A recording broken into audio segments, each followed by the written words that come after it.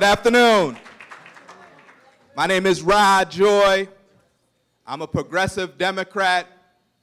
I'm a candidate for lieutenant governor, and I'm proud to be Chris Kennedy's running mate in his campaign to become the next governor of Illinois. It's an honor to be here today, surrounded by so many people who support our campaign, recognize so many faces. It's great to be back at UIC. I'd like to thank Armitage for sharing her artistry with us today. Let's give another round of applause for our poet in residence. It's a joy to be running with the Kennedys. All right, yeah, thank you. And today, in addition to running with Chris Kennedy, it's also been a lot of fun to be with Congressman Joe Kennedy.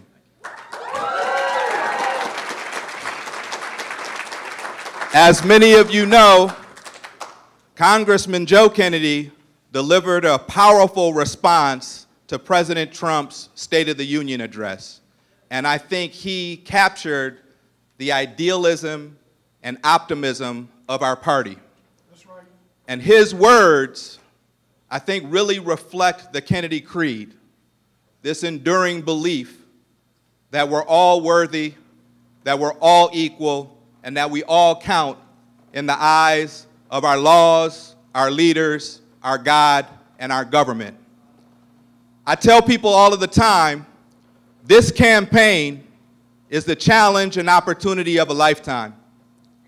50 years ago, Chris Kennedy's father, Bobby Kennedy, launched a campaign for president based upon the principles of peace, justice, and compassion for those who suffer. And now, a half-century later, Chris and I are running a statewide campaign based upon these same ideals.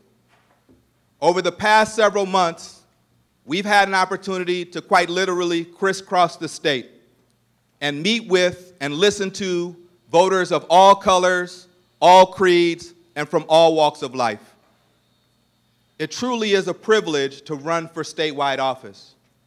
And this opportunity has reinforced some core beliefs. The first is that we live in a beautiful state. There's a lot to love about Illinois. When Chris Kennedy first moved to Illinois, he moved to Decatur. I graduated from Southern Illinois University in Carbondale. We have a great state. Our colleges and universities, including UIC, are the envy of the world. Our cultural institutions are internationally renowned. It's a blessing to have over 27 million acres of fertile farmland. We have the 5th largest economy in the country. We have great businesses, great people, and so many wonderful assets. But our travels have also reinforced the idea that everything we care about, absolutely everything we care about, from jobs to housing to the environment, everything we care about is being held up by the corruption and dysfunction that exists in state government. Instead of a government that serves all people, we have a system where a really small handful of political insiders wield disproportionate power. And this broken system, this top-down, Game of Thrones, winner-take-all approach to governing is causing real pain for real people all across the state, from the boardroom to the classroom to the kitchen table. The fundamental premise of our campaign is it doesn't have to be this way. This election represents a unique opportunity for all of us together to fundamentally rethink, reform, and reimagine state government. Now, we know government is working for some people, the few, the clouded, and the well-connected. But for ordinary people, for those of you assembled here today, you know that Illinois must change. We need a newer, better Illinois. We need an Illinois where equity is paramount, where black lives truly matter, where public officials serve the public good, where ordinary people have strong political voice, and where all of our children, regardless of their race, their religion, their zip code, where all of our children have the opportunity to grow and achieve their full God-given potential. And that's why we're running for office.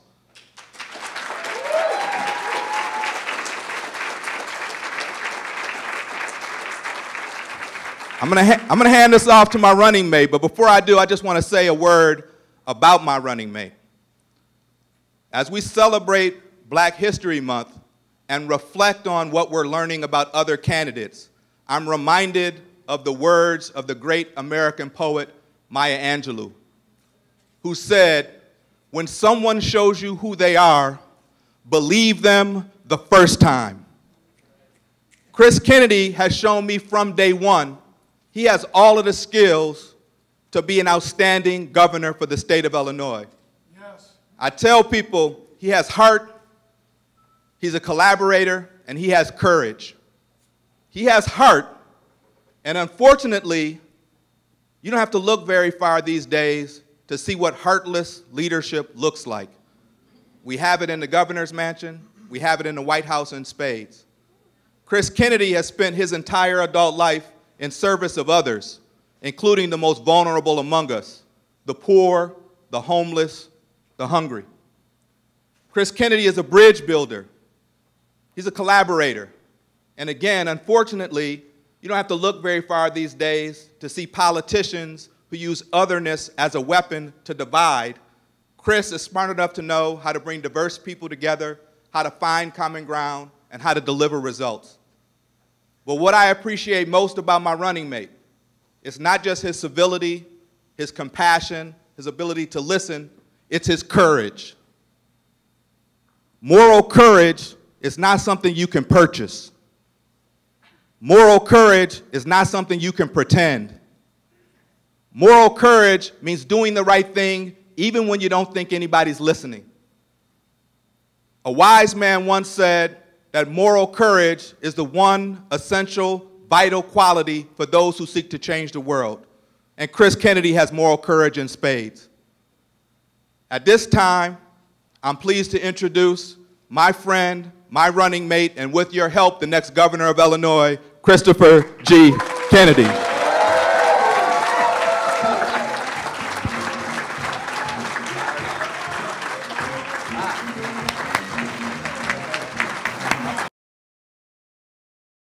I was going to do the mic drop there, but I hadn't said anything, so I couldn't.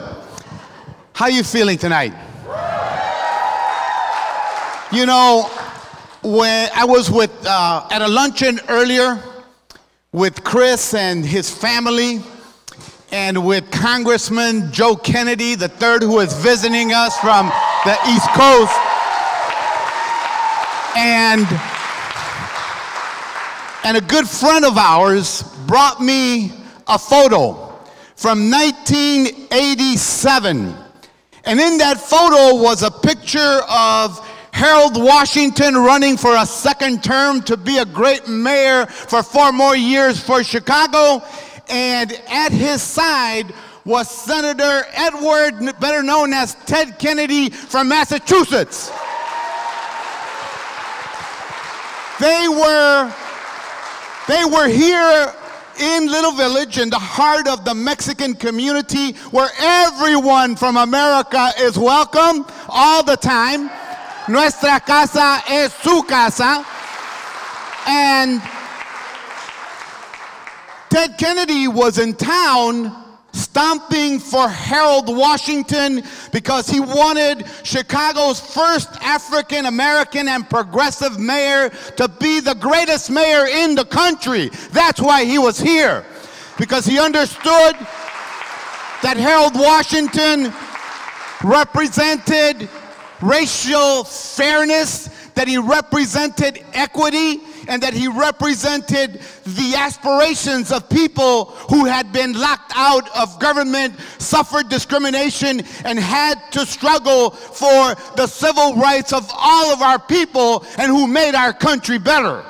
And so it is that today we have a visitor from Massachusetts campaigning in Illinois, because Illinois needs to be taken back from the Republican mess that we have in Illinois.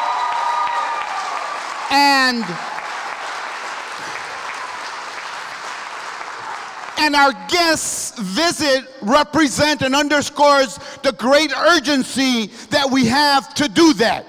We need to elect and nominate the strongest Democratic nominee that this offering of candidates has for our state. We need someone who is going to challenge the status quo, someone who doesn't have any conflicts of interest, someone who is unbought, and someone who will restore the integrity to the governor's office in Illinois. And Illinois hasn't needed more courage and more integrity in a long, long time. And the reason that this race is so important and why we've got to get it right is because as Illinois goes, so will the rest of the country. So, we need a fearless leader. We need a leader who truly understands and embraces all of our people in Illinois. Someone who understands diversity and understands the future. And if we want to take Illinois to that place where we belong, we need to ensure that the next governor of our great state is none other than the Democratic nominee in 28 days, who will be Chris Kennedy.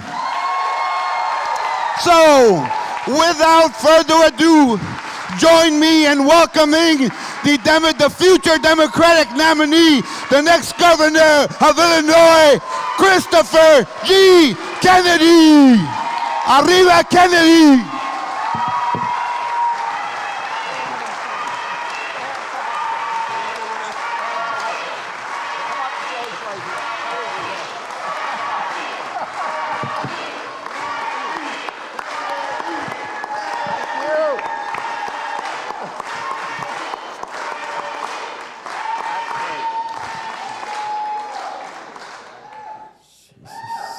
I love coming here.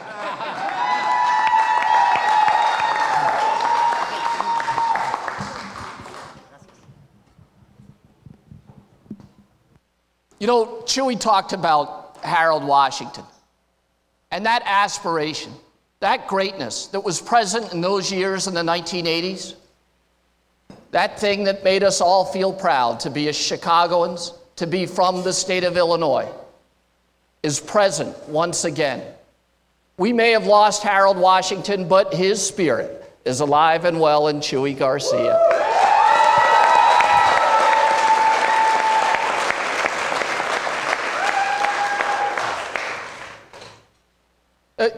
Some of you have heard me speak. Some of you have heard about the message of our campaign. You may think it's strange to have a member of the Kennedy family, take on the Democratic establishment of the state of Illinois. But that's who the Kennedys are. That's who we've always been. When John F. Kennedy ran for president in 1960, his great opposition was not Richard Nixon in the general election. It was the party bosses during the primary, party bosses that said he was too young, from the wrong generation, that he would pull down the entire ticket. Then they said, "You're a Catholic, a Roman Catholic, and we cannot have a Roman Catholic at the top of the ticket. You'll take down the entire ticket." And he fought them on both issues, battled them back, won those primaries, and went on to be...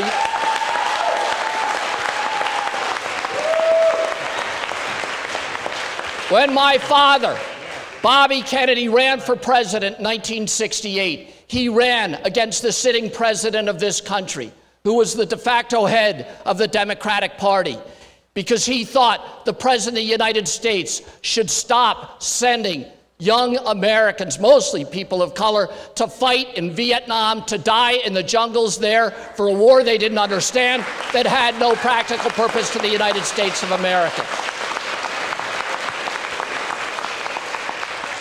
When Ted Kennedy ran for president in 1980, he ran against the sitting president of the United States, Jimmy Carter, the head of the Democratic Party, because Jimmy Carter had sided with the large corporations and major banks in this country, banks that were being hurt by the ravishing effects of inflation, whose solution was simply to raise interest rates, to goose their profits, and to put people out of work. Their solution was to put millions of people out of work, to force them to lose their homes, lose their cars, lose their jobs, and in that way save the big banks and major corporations. And Ted Kennedy thought that was wrong, that the Democratic Party should stand for the most vulnerable among us, and he was right then, and we are right today.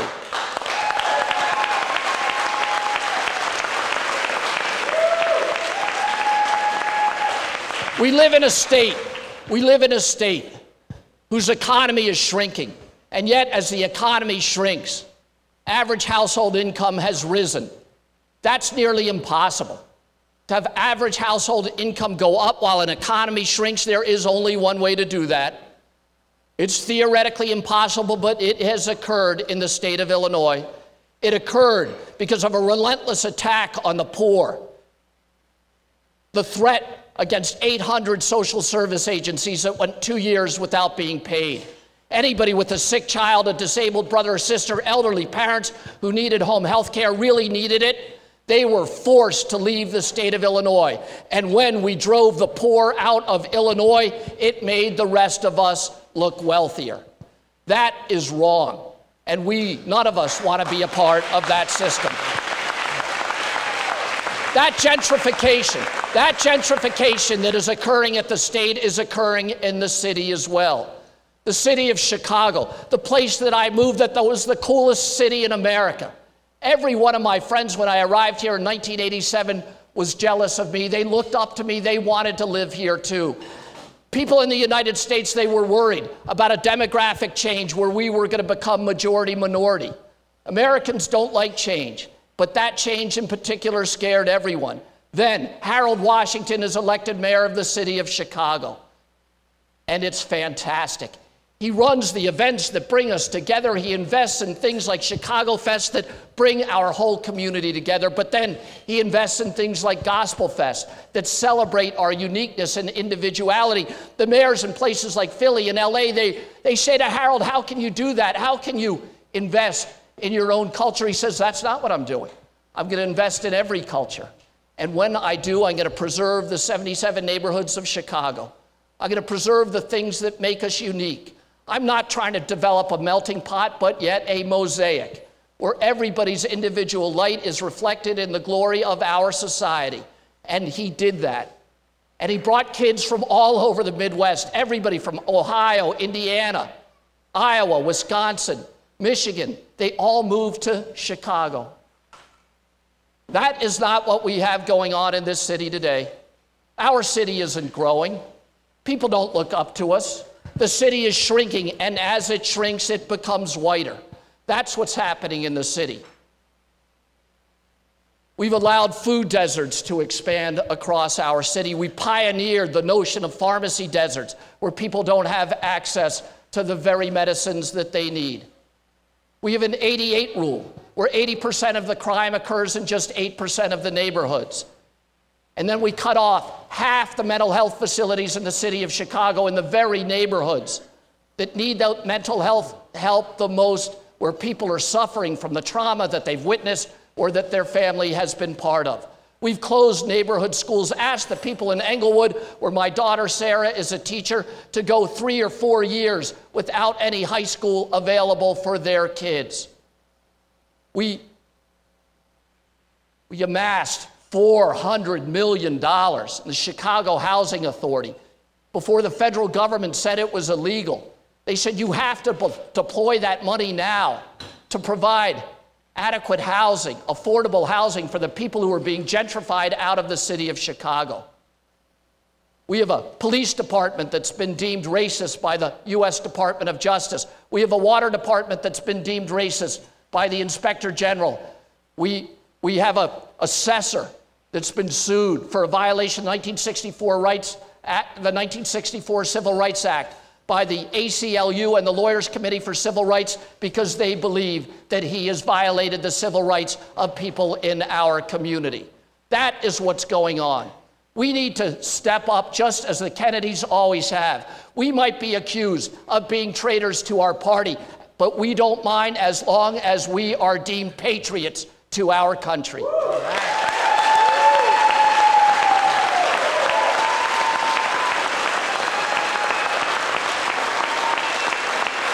No great change in American history. No great change in American history has ever occurred without people taking to the streets. Women would never have gotten the right to vote had they not marched. We never would have passed the '64 Civil Rights Act had not Martin Luther King led the March on Washington.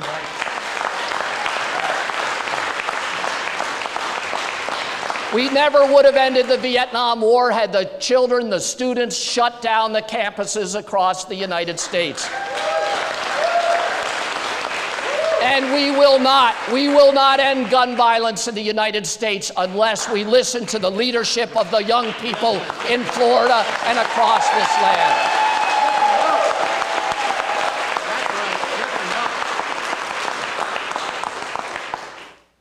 The poor are poor in Illinois because they're undereducated, because we fail to fund their schools. We fail to fund their schools because we pay for them with local property taxes. We do that because a handful of insiders make money as property tax appeals lawyers, including the head of the Democratic Party in Illinois.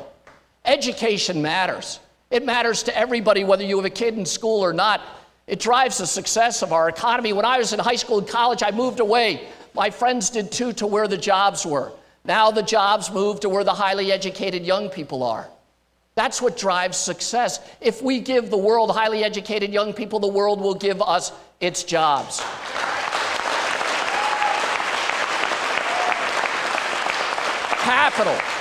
Capital and investment follows talent. We have the 17th largest economy in the world. If we have the best educated young people, we'll have the fastest growing economy around the globe. That's what I want for the people of Illinois. That's what we need here to reset our economy, to give our kids good jobs and long careers, and to once again in Illinois make the American dream the dream for all Americans.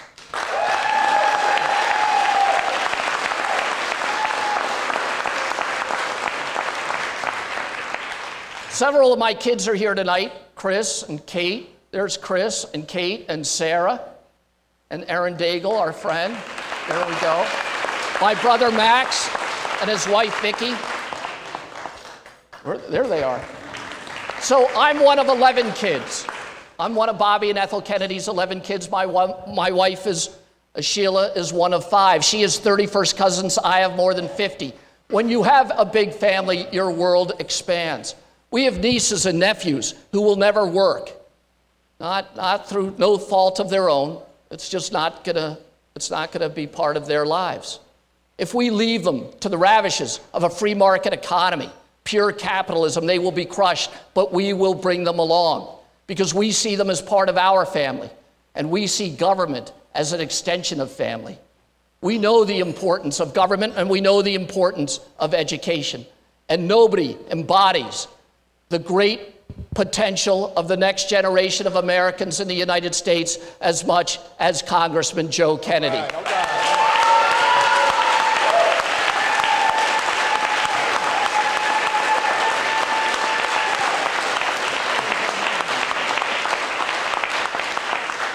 The values that he sees, where nobody in a family is left behind, are the values he wants to bring across our country to the Democratic Party as we replace Republicans everywhere. He has the Kennedy family's respect, and I know that all of us are lucky enough to have him in Chicago. I hope you will join me now in welcoming Congressman Joe Kennedy.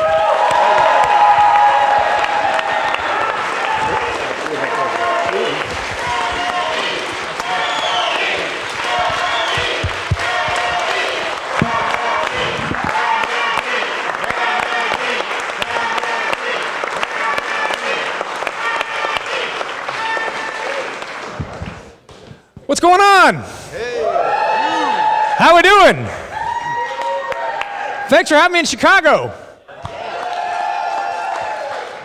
We gotta hang out more often. Chris is never that nice to me. Hey, I gotta say, folks, I flew in this morning. I've been bouncing around like crazy with Chris and Ra all day. We've had a blast, and it has been inspiring to see the turnout at all of these events. It's wonderful to be here tonight with you. And I want to take a couple of minutes to tell you a little bit more about Chris than you might have heard and you might know. But first, I do want to say, as a member of Congress now for the past 5 years, how grateful I am to be on stage with an extraordinarily dedicated series of public servants who put true meaning to the idea of serving the public. Throughout the course of their lives, through those aspiring to office now, those that have dedicated themselves to public policy, and a soon-to-be great member of the U.S. House of Representatives, and Chuy Garcia. I hope you guys will make sure you send them there in a couple of months, all right? We're counting on them. We're counting on them. So a couple of things. I come from a big family. You guys probably know that. We have a de facto rule that you never make fun of the guy that gets the mic last. So this can turn into a little bit of a roast on my uncle, and I hope you'll bear with me. The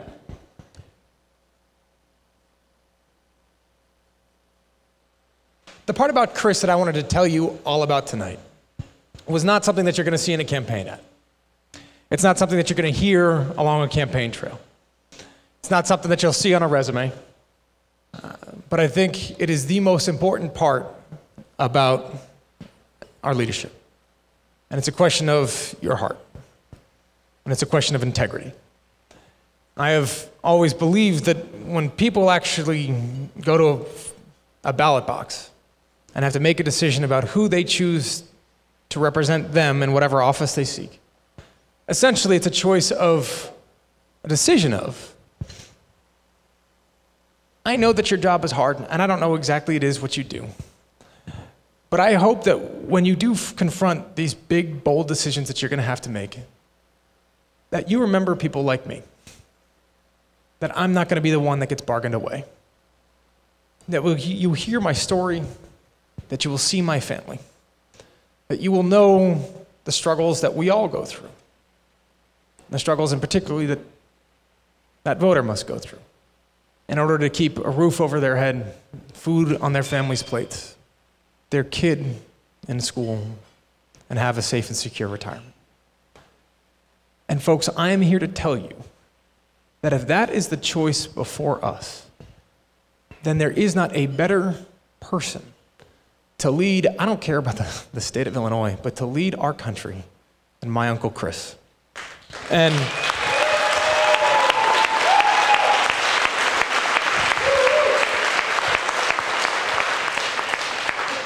some of you are going to say, yeah, he's your uncle. Of course you're going to say that. And that's true. But there's more to it than that. Chris shows up. We have a big family. We are spread across this country. We are spread across continents. We are spread across time zones and times in our life.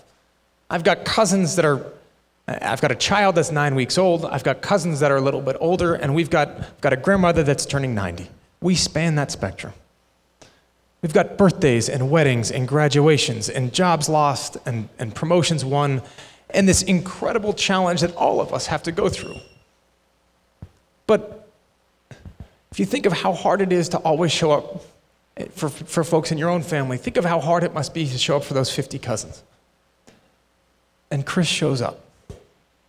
Chris is there. When I ran my first campaign back in 2012, I was 31, 32 years old, running in Massachusetts, and yes, a place where my family has run for office before, but it was new to me. And I was excited, but I was terrified. I was terrified that I would screw up. I was terrified that I would make a mistake. And I needed somebody there with me to make sure that, telling me that it was going to be all right. And that even if I did, that my family was going to be there too. Chris was my campaign chairman. He came out to the polls on our primary day, and he hit the big ones and he hit the small ones. He wanted to see who was showing up in places that weren't on the map. He wanted to see the strength of our organization. He has been there for me in the times that I know, every time it's counted, and he has been there for me countless times that I don't, and I know that's true. And so when we look out across our country and our society today, and we see these divisions that are being exploited and fostered and driven for cheap political gain, you see political leadership try to pit American against American. For the first time in my life ever, redefine success as zero-sum. That for somebody to succeed, somebody else, another American must fail. That in order for you to win, your neighbor must lose. That we can extend, but only so far. That at a certain point, you are not worth the help. But if you are rich enough, if you're white enough, if you're Christian enough, if you are straight enough, then you count. But diversity is weakness. And if you don't fit into that category, we're not going to fight for you.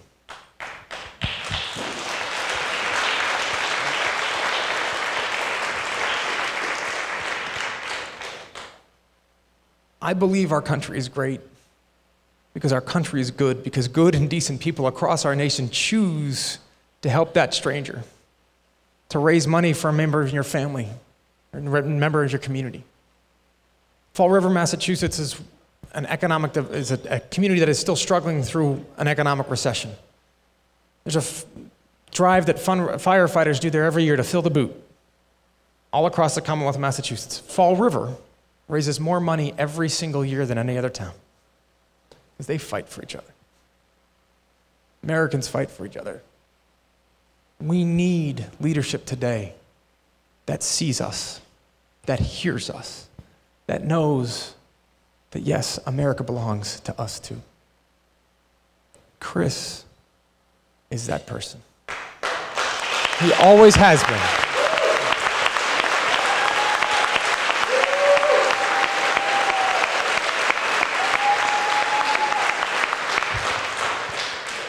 He's been that person to always say,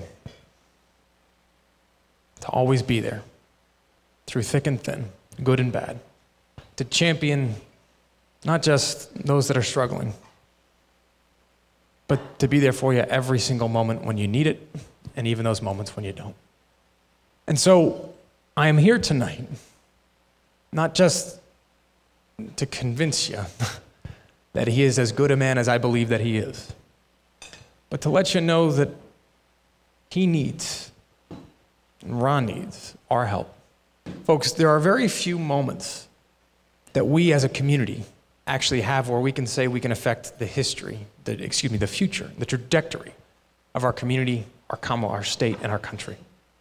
This is actually one of those moments, and it's a few precious weeks away, where you actually get to make a choice about what kind of country you believe in, what kind of community you want for your families and for your kids. And this is a choice that America will be watching.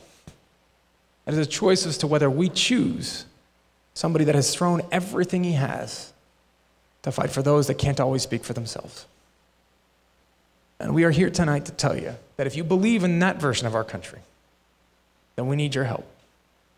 We need your help to knock every door, to shake every hand, to tell 10 people to make sure that they show up at the polls. And if you get 10 people to show up at the polls, and you ask those 10 people to get 10 people to show up at the polls, and you ask those 10 people to get 10 people to the polls, I guarantee you one thing. I guarantee you we will win.